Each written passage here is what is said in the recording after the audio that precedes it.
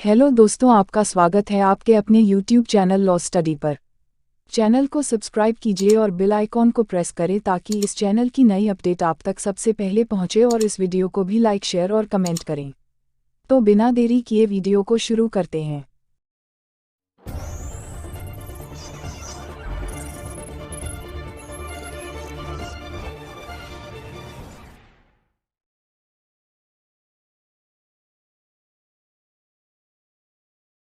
आज की इस वीडियो में आप सभी को वाद म्यूनिसिपल कॉरपोरेशन दिल्ली बनाम सुभागवती के बारे में बताने जा रहे हैं। म्यूनिसिपल कॉरपोरेशन दिल्ली बनाम सुभागवती। भूमिका: यह प्रकरण घातक दुर्घटना अधिनियम फेटल एक्सीडेंट एक्ट तथा घटना स्वयं प्रमाण है रेस इप्सा लोक्यूटा के सूत्र की प्रयोज्यता से संबंधित है। तथ्य: यह घटना चांदनी चौक दिल्ली के बाजार में अवस्थित घंटाघर की है। इस घंटाघर के संधारण का दायित्व दिल्ली नगर निगम का था। एक दिन यह घंटाघर अचानक ध्वस्त हो गया जिससे अनेक व्यक्तियों की मृत्यु हो गई। उनमें से कुछ के वारिसों द्वारा नगर निगम के विरुद्ध प्रतिज्ञा के विभिन्न दावे प्रस्तुत किए गए। वादी का यह कहना था कि घंटाघर की देखरेख, मरम्मत एवं संधारण का दायित्व नगर निगम का था।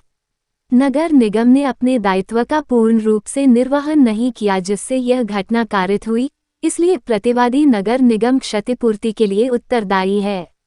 जबकि प्रतिवादी की ओर से यह कहा गया कि उक्त घटना के लिए उसका कोई उत्तरदायित्व नहीं है, क्योंकि यह घटना एक आकस्मिक घटना थी तथा ऐसी त्रुटि के कारण घटित हुई थी जिसे यदि प्रतिवादी चाहता तो भी नहीं टाल सकता था।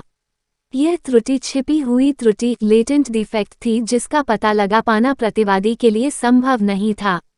लेकिन विचारण न्यायालय ने प्रतिवादी के तर्कों को नहीं माना और वादी के वाद डिक्री करते हुए प्रत्येक को 25,000 रुपये का प्रतिज्ञा दिलाया। न्यायालय ने कहा कि घंटाघर के संधारण का दायित्व नगर निगम का था। नगर निगम छिपी हुई त्रुटि लेटेंट डिफेक्ट के आधार पर अपने इस दायित्व से बच नहीं सकता।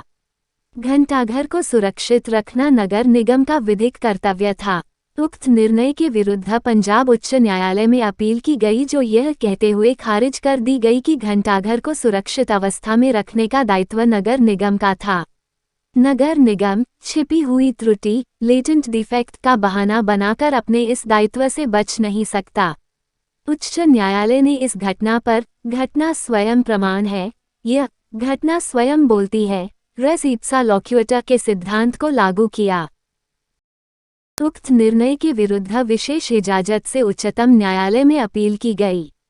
निर्णय उच्चतम न्यायालय के समक्ष मुख्य विचारणीय प्रश्न यह था कि क्या उक्त घटना घंटाघर की समुचित देखरेख करने के दायित्व में लापरवाही बरतने के कारण कारित हुई और इसके लिए नगर निगम उत्तरदायी है। उच्चतम न्यायालय के समक्ष अपीलार्थी की ओर से निम्नांकित तर्क प्रस्तुत किए गए। 1. यह सही है कि घंटाघर की देखरेख करने का दायित्व नगर निगम पर था, परंतु घंटाघर में ऐसी त्रुटि थी जो देखी नहीं जा सकती थी। ऐसी छिपी हुई त्रुटि के कारण घटित घटना के लिए नगर निगम को उत्तरदायी नहीं ठहराया जा सकता है। 2. उच्च न्यायालय द्वारा इस घटना पर रेस इप्सा लोक्यूटा के सिद्धांत को गलत तरीके से लागू किया गया है। 3. अपीलार्थी नगर निगम को घंटाघर के गिर जाने की तनिक मात्र भी आशंका नहीं थी। उच्चतम न्यायालय द्वारा संपूर्ण मामले पर गंभीरता से विचार किया गया। न्यायालय ने मुख्य रूप से अभियंता इंजीनियर की साक्ष्य पर ध्यान दिया। अभियंता के अनुसार यह घंटाघर लगभग 80 वर्ष पुराना था। ऊपर का घुमावदार हिस्सा लगभग 40-45 वर्ष पुराना होकर त्रुटियुक्त था। यदि इसका सावधानी से निरीक्षण किया जाता तो इस घटना का पूर्वानुमान किया जा सकता था। साथ ही यह भी कहा कि प्रत्येक 30 वर्ष में एक बार उसकी मरम्मत आदि कराने का दायित्व नगर निगम का था, लेकिन नगर निगम द्वारा अपने इस दायित्व का निर्वहन नहीं किया गया। ऐसी स्थिति में उच्च न्यायालय द्वारा इस घटना पर रेस इप्सा लोक्यूटा के सूत्र को सही तौर पर लागू किया गया है। उच्चतम न्यायालय ने यह भी कहा कि घातक दुर्घटना अधिनियम के अंतर्गत दुर्घटनाग्रस्त व्यक्तियों के परिजनों द्वारा क्षतिपूर्ति का वाद लाया जा सकता है। उच्चतम न्यायालय द्वारा उच्च न्यायालय के निर्णय की पुष्टि करते हुए अपीलार्थी की अपील को खारिज कर दिया गया। विधि के सिद्धांत। इस मामले में उच्चतम न्यायालय द्वारा विधि के निम्नांकित सिद्धांत प्रतिपादित किए गए।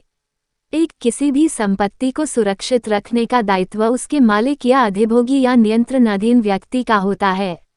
मालिक छिपी हुई त्रुटि लेटेंट डिफेक्ट का बहाना बनाकर अपने दायित्व से बच नहीं सकता। 2, मालिक का यह दायित्व होता है कि वह संपत्ति की समय समय पर मरम्मत कराता रहे। 3, कई बार घटना स्वयं लापरवाही को प्रकट कर देती है, अतः ऐसे मामलों में रेस इप्सा लोक्युटा का सूत्र लागू होता है। 4, घातक दुर्घटना अधिनियम के अंतर्गत दुर्घटनाग्रस्त व्यक्ति की ओर से उसके वारिसों या आश्रितों द्वारा क्षतिपूर्ति का वाद लाया जा सकता है। तो दोस्तों, इस वीडियो को अंत तक देखने के लिए धन्यवाद। वीडियो को लाइक, शेयर और कमेंट करें, साथ ही चैनल को सब्सक्राइब करें और बेल आइकॉन को दबाना ना भूलें ताकि इस चैनल की सभी अपडेट आप तक सबसे पहले पहुंचे। Law study.